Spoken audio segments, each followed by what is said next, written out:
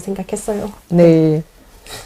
154페이지에 네. 스스로 행복한 사람이라는 이야기가 나오는데요. 네네. 여기에 보면 그런 이야기가 있어요. 더없이 높은 정신에 스스로를 내맡긴 사람은 절대자의 모든 일에 자신이 관련되어 있음을 깨닫고 아무런 두려움 없이 당당하고 자연스럽게 특별한 암과 힘에 도달한다. 예. 그러니까 뭐 하나님께 자기 자신을 맡긴 사람은 네네. 자신이 혼자 있는 게 아니라 하나님과 연계해서 있다는 것을 깨닫기 때문에 네. 두려움 없이 당당하게 자연스럽게 암과 힘에 네네. 도달한다. 왜냐하면 하나님과 연결되어 있으니까 그 하나님의 알미 내게로 흘러 들어오잖아요. 맞아요. 네.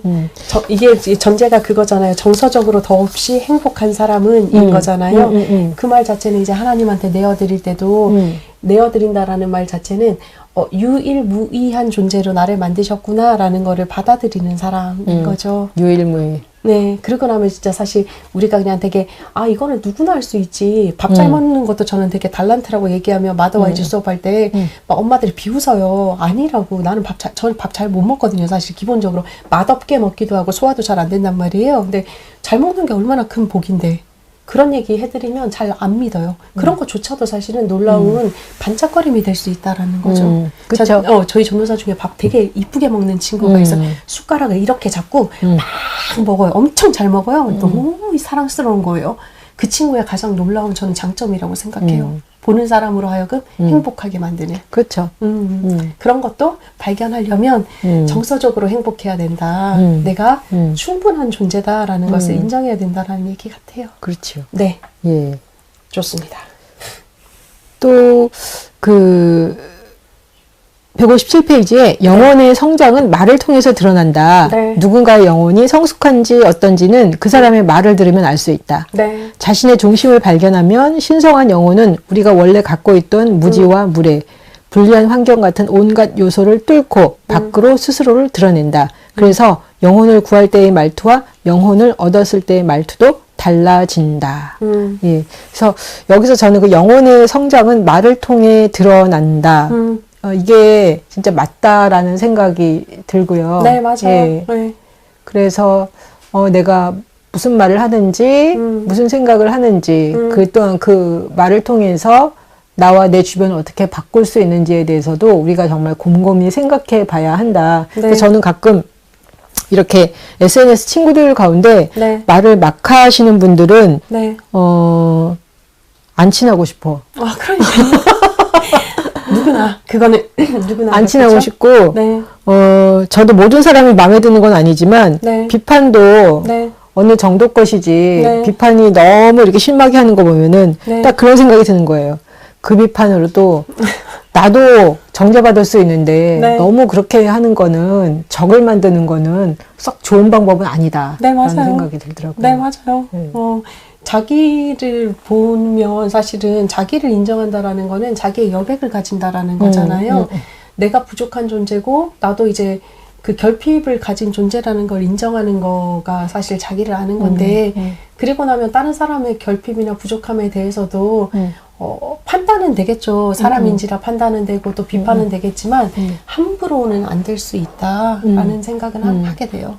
저 요즘에 이렇게 사람들이 글 쓴 거를 이렇게 읽어보면서 네. 글을 통해서 그냥 그 사람이 드러나는 거 있잖아요. 네, 맞아요. 그리고 글을 통해서 그 사람의 그 마음이 묻어나는 글들이 있어요. 네, 맞아요. 와, 참 되게 좋더라고요. 네, 맞아요. 이렇게 뭐 미사역으로 쓰지 않고 그냥 자기 삶에서 일어난 일들을 네네. 이렇게 잘 정제해서 이렇게 쓴 글들을 보면 와, 그냥 내가 그 사람의 얼굴을 보지 않고 만나지 않아도 그 사람이 느껴지는 거. 네네. 예.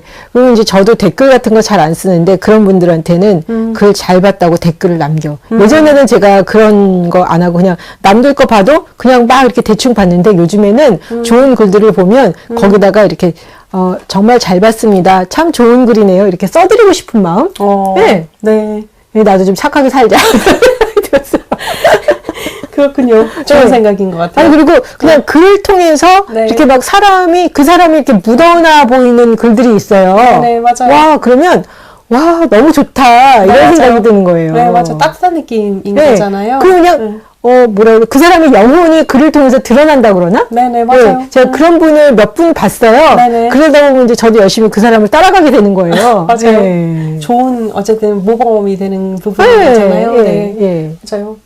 그래서 말을 이쁘게 할 필요가 있는 거죠. 있죠. 우리가. 예. 네. 그리고 기왕이면 좋은 말 들으면 좋잖아요. 맞아요. 예. 예. 애들이 요즘에 너무 욕을 많이 해서 저는 말 반, 욕 반 섞어가지고. 네, 그래, 예. 막 너무 본능적으로 나와서 예. 저는 이제 하지 말라고 되게 얘기하거든요. 그냥 뭐 이제 하지 마 이렇게는 못하고 우리 입에 권세가 있고 우리 모습을 나타내는 건데 반짝이는 입으로 이쁜 말 썼으면 좋겠어라고 표현을 하는데 조금 안타깝기는 해요. 사회가 어떻게 보면 그만큼 많이 거칠어졌다라는 것 같아요. 거칠어진 것 같아요. 아이들이 욕을 쓰는 대부분의 이유는 세 보이려고 욕 쓰는 게 되게 많더라고요. 안 웃기게 보이려고. 자신의 약함을 드러내지 않기 위해서. 그러니까요. 그런데 이제 뭐 다른 애들은 다 욕하는데 자기만 욕 안 하고 이쁜 말 쓰면 애들이 우습게 본다는 거예요.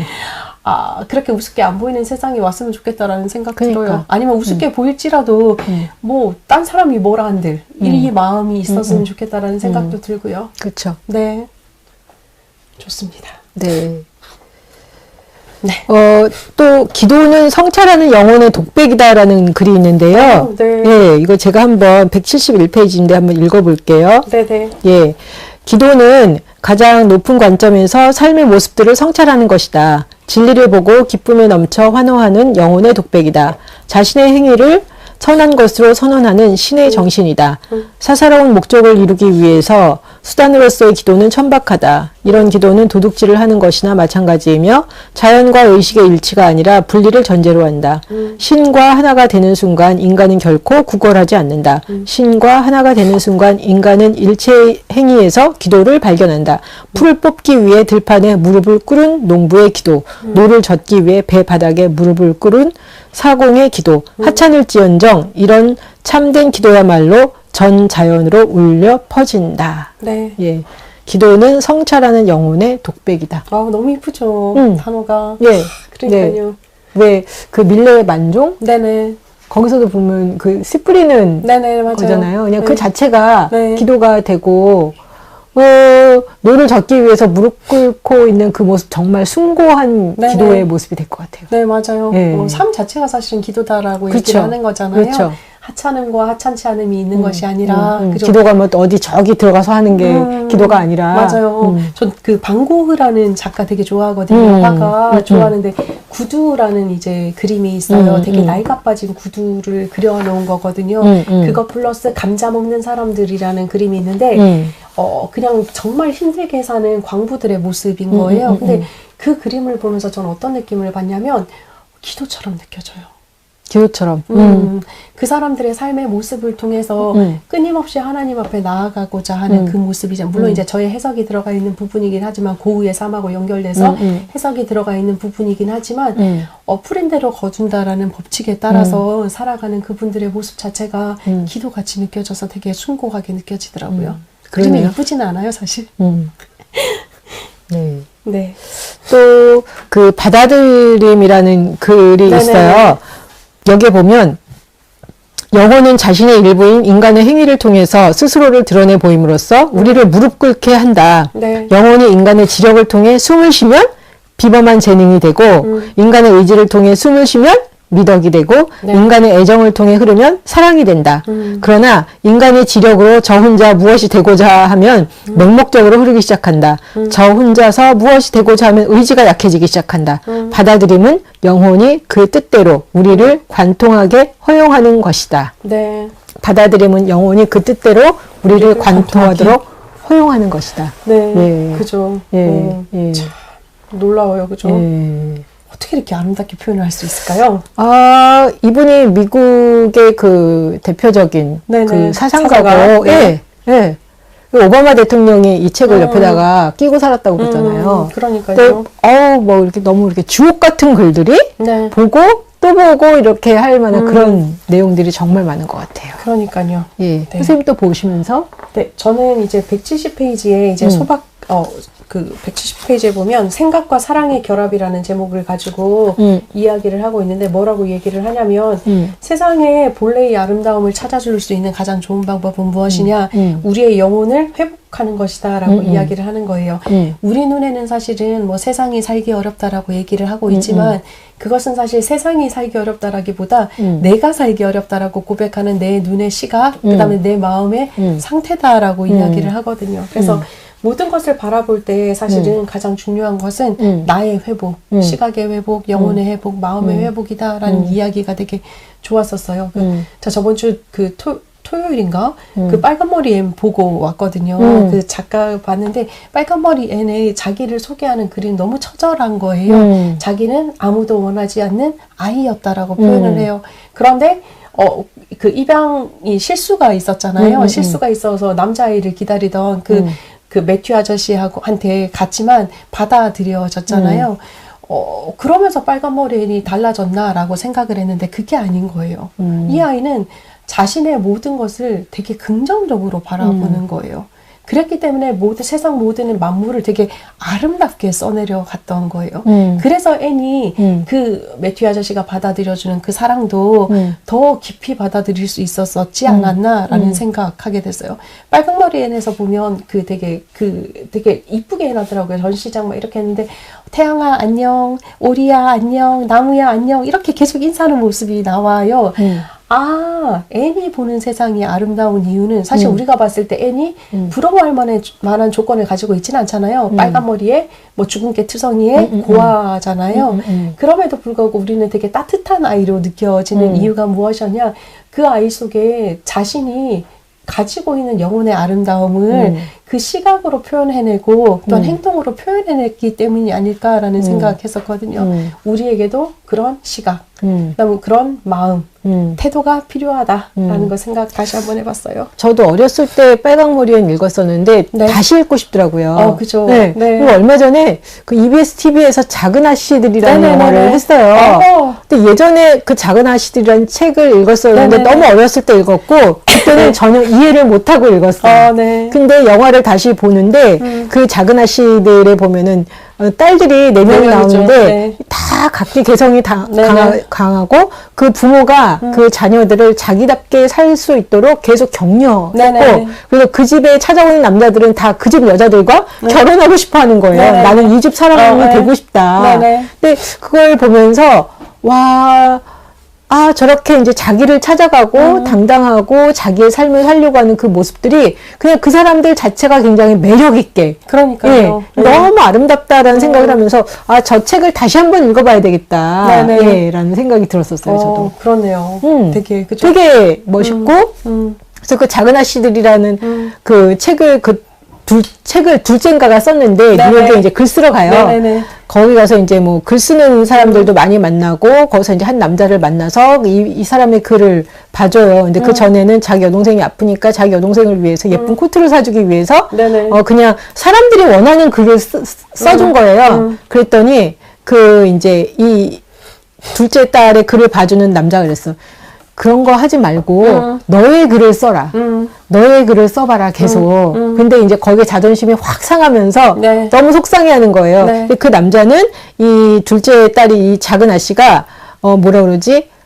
자기의 그 글을 쓸 수 있는 재능이 있다는 걸 봤는데 이 친구는 이 주변 상황에 따라서 자꾸만 그러니까 뭐 사람들이 받아주는 글들이 있잖아요. 그리고 그때가 지금 시기도 아니고 그러니까 여자들이 글 쓰는 걸 잘 받아주지도 않을 뿐더러 그다음에 이제 뭐 실어주는 글들이 뻔하니까 거기에 그 맞게끔 자꾸만 글을 쓰니까 계속 너의 글을 써라. 그래가지고 뭐 그 셋째인가가 아파가지고 집으로 돌아가요. 집으로 돌아가서 이제 그 셋째 여동생이 죽어요. 죽고 그 자리에서 그냥 집에서 다시 뉴욕으로 돌아가지 않고 거기서 이제 글을 쓰면서 어떤 글을 썼냐면 자기 가족 이야기를 쓴 거예요. 그게 작은 아씨들로 나온 거더라고요. 그래서 그 글을 다 탈고를 한 다음에 다시 그 뉴욕에 있는 그 남자한테 그 글을 보냈어요. 완전히 흡족했고 그게 대히트를 친 거죠.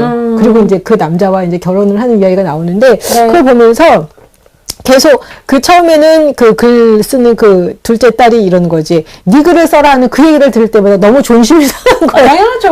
모르는 들잖아요. 나는 지금 쓴다고 써왔는데 그리고 사람들한테 먹히는 글을 써야지 나도 좀 어떻게 팔리니까 나도 그렇게 해보려고 그러는데 너는 왜 도대체 자꾸만 내가 이렇게 열심히 써왔는데 좀 잘했다고 칭찬을 해줘야지. 근데 그 사람은 딱 그랬지. 이것도 좋지만 나는 네가 너의 글을 썼으면 좋겠다. 그러니까 그냥 대충은 따라가지만 정말 이렇게 굉장한 이렇게 작가로 등단은 안 되는 거잖아요. 남의 글을 쫓아가니까. 네, 맞아요. 근데 결국은 그 자기 삶의 글, 진정성 있는 진정성 있는 글, 네네. 자기 삶의 글, 자기 가족의 글을 썼는데 그게 완전 그 출판사에 딱 갔더니 보더니 그 출판사 사장이 놓지 않고 확 끝쳤다는 거죠. 그러니까 누구나 다 안다는 거지. 네, 맞아요. 네. 누구나 다 안다는 거예요. 그 진정성은. 근데 그때 제가 그 영화 보면서 너무나 감동스러우면서 네. 저건데 결국은 나한테는 나의 삶 말고는 파워가 없죠. 없다라는 맞아요. 거지. 그렇죠. 내 삶의 가장 전문가는 나 자신이잖아요. 그러니까요. 네. 그래서 그 내 삶의 어떤 진정성을 어떻게 보면 읽어낼 때, 네. 그게 그리고 뭐 글도 나왔을 때, 그리고 다른 사람과 함께 나눴을 때, 그게 힘이 있고 능력이 있는 거지, 남들이 하니까 나도 좀 쫓아가보고 그거는 아무런 것도 없다는 아니다. 거. 그렇죠. 예. 맞아요. 그래서 제가 그 영화 한 몇 주 전에 봤는데 이렇게 막 가슴이 떨렸어요. 네. 가슴이 떨리면서 어렸을 때 읽었을 때는 전혀 모르고 읽어서 그냥 세계 명작이라고 해서 읽었지 네네, 그게 맞아요. 그런 그림들을 모르는 거였어요. 그래서 저 책도 다시 한번 읽어봐야 되겠다라는 생각이 들었어요. 그러네요. 저도 다시 한번 읽어봐야 되겠네요. 네. 옛날에 읽어서. 저도 아마 그 책을 초등학교 때 읽었던 건데 그래서 모르고 읽었어. 그게 명작이라서 읽었어요. 뭔 얘기인지를 네. 모르고 읽었었는데 영화로 나온 걸 보니까 이게 이런 이야기였구나. 이게 놀라운 거였구나. 라는 생각이 들더라고요. 그러니까요. 예. 우리가 바로 진리다라는 그렇죠. 내 삶 말고는 나한테, 그 다른 사람들한테 영향력을 미칠 수가 없어. 내가 어떻게 맞아요. 다른 사람의 삶을 가지고 영향력을 미칠 수 있겠어요. 맞아요. 척은 하겠죠. 그리고 어느 정도는 할 수 있으나 끝까지 가기엔 쉽지 않다라는 그 뒷심이 얘기인 거죠. 부족한 거죠. 그렇죠. 내 것이 아니기 때문에. 내 것이 아니니까요. 예. 네. 좋습니다. 5장 보시면서 더 나누고 싶은 게 있으면 이야기해 주시면 좋겠어요. 가짜 진짜에 대해서 얘기를 하고 있어요. 네. 우리가 진짜로 살아갈 때 사실 되게 힘있게 살아갈 수 있다라는 이야기하고 있거든요. 진짜로 살아갈 수 있는 가장 좋은 방법은 무엇이냐? 나의 내면에 귀를 기울이며 살아가는 것, 그것이다라는 거는 기억을 하고, 나 자신의 가치를 늘 인정해주고, 또 받아들여주고, 나의 결핍도 인정해주고, 받아들여주고, 그러면 내 자체가 진리로서 당당하게 반짝거리며 살아갈 수 있지 않을까라는 생각했습니다. 네.